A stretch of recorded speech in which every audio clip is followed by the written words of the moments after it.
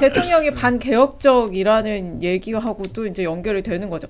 어쨌든 정청래 대표가 이런 얘기를 하면서 사실상 이제 연임 도전 출사표를 냈고 당대표직을 내려놨어요. 근데 당대표직 내려놓고 가장 처음 만난 사람이 문재인 전 대통령입니다. 지금 코엑스에서 국제 도서전 열리고 있는데 문재인 대통령의 이 평산 책방도 참여를 한 거예요. 문 전 대통령도 이제 부스지기로 올라와 있는데 거기 찾아갔는데 정청래 대표가 문 전 대통령 만나고 나서 이렇게 얘기를 했습니다. 아, 따뜻하게 손을 잡아주셔서 온기를 느꼈다.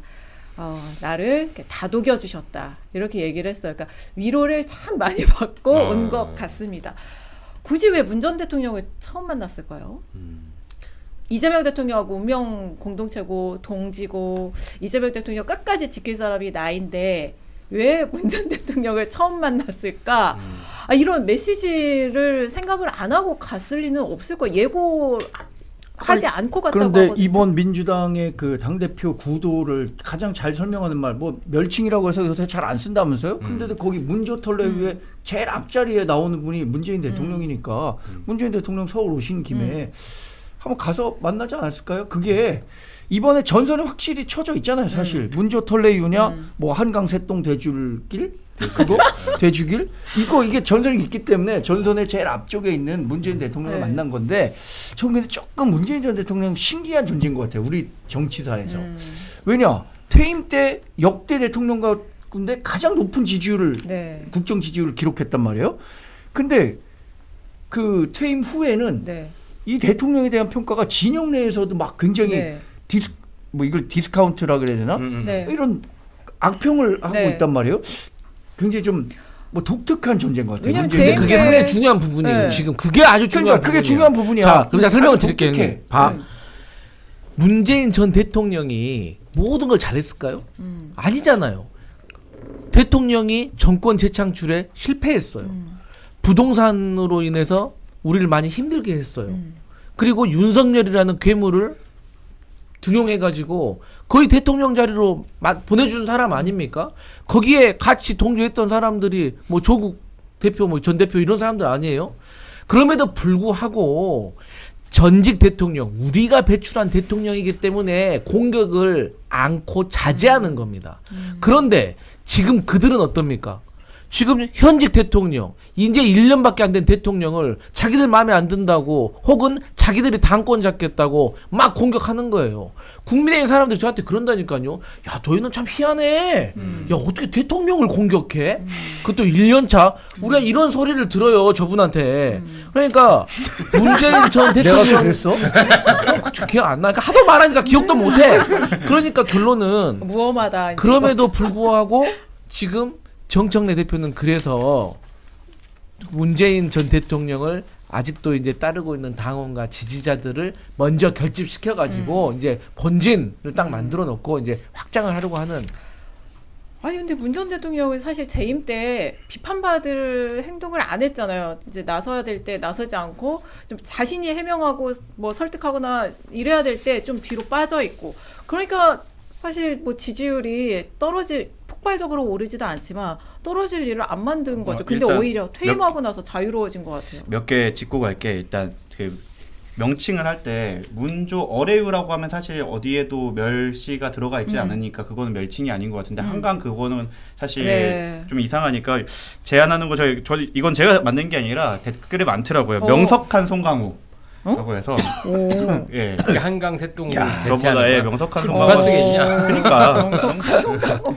이것도 누군지는 다 아실 것 같고 그리고 이제 문재인 대통령에 대해서 말씀을 드리면 그 갤럽이 매년 조사하잖아요. 전직 그 대통령 그 호감도 같은 거 했을 때 가장 비슷한 수치를 나왔던 사람이 MB였던 것 같아요. 지금 국민의힘, 그러니까 보수당에서 MB 전 대통령이 인기가 없다라고 평가를 받는 걸 생각을 한다면 그 문재인 정권 당시에는 지지도가 매우 높았지만 아까 말씀하신 실패나 사실 지금 그 코어라고 주장하는 사람들이 가장 외치고 있는 검찰개혁을 가장 많이 실패한 어떻게 보면 더 악화시킨 대통령이었다고 생각을 한다면 거기에 대해 지지하는 사람들은 진짜 저는 많이 남지 않았다고 생각을 해요. 그럼에도 불구하고 거기 강성이라고 주장하는 사람들이 뭉쳐있기 때문에 저렇게 전선을 만든 거에 불구하고 사실상 저도 아까 이 사진이 가장 상징적인 사진이 될 거라고 생각했던 게 첫 일정이잖아요. 네. 그리고 저걸 가기 전에 퇴임 인사를 딴지에 글을 올리신 걸로 네, 알고 네. 있어요. 그거는 노골적으로 이제 어떤 노선을 걷겠다. 그러니까 퇴임할 때까지는 가면 썼지만 퇴임을 한다고 발표한 이후부터는 어떻게 보면 이제 솔직하게 나서는 게 아닌가 싶어요. 명확해졌다. 근데 문재인 대통령의 평가가 대한 평가가 왜 이렇게 달라졌냐 이렇게 생각을 해보면 사실 되게 상전벽해 같은 변화이긴 합니다. 그러니까 무슨 말이냐면 일단 정권 재창출에 실패하면서 민주당 내에 노선적 변화가 있었던 거라고 봐요. 네. 지지층 내. 네. 그러니까 그동안 이제 진보 진영의 교리와도 같았던 문재인 정부의 어떤 그 정책 기조는 보통 이제 뭐 소주성, 소득주 성장, 뭐 검찰 개혁, 복지국가 모델 이런 식의 전통적인 하고 싶은 것들 진보 진영이 그걸 다 해봤어요. 근데 그게 대안이 되지 못했던 거고 그렇게 해서 정권을 내줬죠. 이제 그 다음에 민주 진영이 뭔가 대안을 내야 되는 상황이 왔던 거예요. 니네 그럼 앞으로 어떻게 하자는 거야? 네. 라고 했을 때 이재명이라는 아주 독특한 실용주의자가 나타났기 때문에 정권 재창출에 정권 탈환에 성공한 거예요. 근데 이걸 우리가 해석을 어떻게 하냐에 따라 좀 갈리는 게 있어요. 네. 이를테면 이재명 우리가 만들어줬어. 어. 이제 딴지 이제 그 분들은 우리가 만들었다고 네. 생각하고 뭐 이재명 대통령 입장에서 그게 뭐 닭이 먼저 달걀이 먼저일 수 있겠지만 어쨌든 제가 그 중도층이 느끼기에는 이재명이라는 실용주의자가 아니었으면 민주당을 선택 안 했을 분들이 많은 거예요. 그러니까 만약에 그때 뭐 소위 친문 혹은 지금 이제 문조털레오 분들의 선수가 있었냐고요. 네. 없었단 네, 말이죠. 네. 뭐 김경수 지사도 그렇고 당시 뭐 드루킹 문제였나요? 그리고 조국 장관님은 이제 학교 가 계셨고 네. 등등. 그러니까 여러 그때 선수도 없었기 때문에 지금 이재명이라는 선수를 어쩔 수 없이 그분들도 밀었습니다. 정권을 탈환해와야 되기 때문에. 그러니까 전후 관계를 살펴보면 사실 왜 갈라져 있는지도 좀 알 수 있는 거죠. 근데 사실 이재명이란 정치인은요, 저희 민주당을 포함해가지고 거의 보수 정당까지 다 아울러가지고 실력을 입증하고 대통령 된 사람 거의 유일한 사람이에요. 지금 생각을 해보세요. 뭐 이명박 대통령 정도만 그나마 서울시장 할 때 청계천이라는 업적이 있잖아요. 그거 빼놓고 뭐 박근혜 전 대통령 그렇게 정치 오래 했는데 뚜렷이 뭐 생각나는 뭐 성과 있습니까? 천막당사? 뭐 이런 거밖에 없어요. 거의 대부분의 정치인들이 그래요. 근데 이재명 대통령은 그야말로 본인이 기초단체장부터 광역단체장 하면서 결과로 증명하면서 올라온 사람이기 때문에 사실 저는 문재인 전 대통령을 비하는 게 아니라 저는 그래서 이제 이재명 대통령을 민주당의 사람들은 당과 지지자들은 지지할 수밖에 없고 최근에 무슨 뭐 코어 지지층 막 이런 얘기 하잖아요. 저는 그런 생각을 해요. 코어 지지층이 가장 중요하게 생각하는 게 정체성인데 그 정체성을 검찰 개혁이라고 얘기를 하더라고요. 그러면 검찰 개혁이라는 게 우리 사회에서 문제가 되기 전에는 우리는 코어 지지층이 없었습니까? 민주당은? 그건 말이 안 되는 네, 거예요. 네. 제가 생각했을 때 민주당의 코어 지지층은 좀 다르게 보면은 호남에 있는 당원들은 최소한 코어 지지층에 많은 분들을 포함하고 있어요. 그렇지. 그럼 호남 사람들은 뭘 원하냐? 정권 재창출이나 정권 탈환을 할 수 있는 사람을 원하는 게 코어 지지층이 원하는 거예요. 거기서 여러 가지 방법론이 있겠죠. 과거에 김대중 대통령이 김종필하고 DJP 연합을 했을 때 지금으로 따진다고 하면 안 되지. 하지만 그것을 왜 호남민들이 적극적으로 밀어줬겠어요. 정권을 가져오려고 하는 거예요. 그러니까 이재명 대통령 영토를 넓게 쓴다고 중도층, 뉴이재명 데려오겠다는 거 아니에요. 지금 보세요. 우리가 탄핵을 당한 대통령의 정당하고도 대선을 치렀는데 49대 41이에요. 그렇지. 대통령의 지지율이 이렇게 높은데도 우리가 이겨봤자 1, 2%. 심지어 서울시장을 졌다니까요. 네. 그렇기 때문에 저는 이 코어 지지층이 검찰 개혁으로 이어지고 이게 무너지면 뭐 버림받는다? 저는 이런 거는 뻥이라고 생각해요. 뻥. 이미 형용 모순이잖아요. 코어 지지층이 흔들린다. 이건 말이 그렇죠. 안 네. 흔들리니까 코어 지지층인 네. 건데 어제 신인규 변호사님이 이 자리에 앉아서 네. 얘기했잖아요. 흔들린 코어 지지층 김어준의 코어가 흔들린 거지 이재명의 코어 지지층이 흔들린 게 아니다라고 생각을 네. 하고 PD가 그 이름을 플랭크를- 붙이더라고. 네. 코어준 이래가지고. 지금 코어준. 자 플랭크 몇 분 하세요? 플랭크를 네. 한 갑자기 3분 이제- 하잖아요. 그럼 네. 코어가 막 흔들려.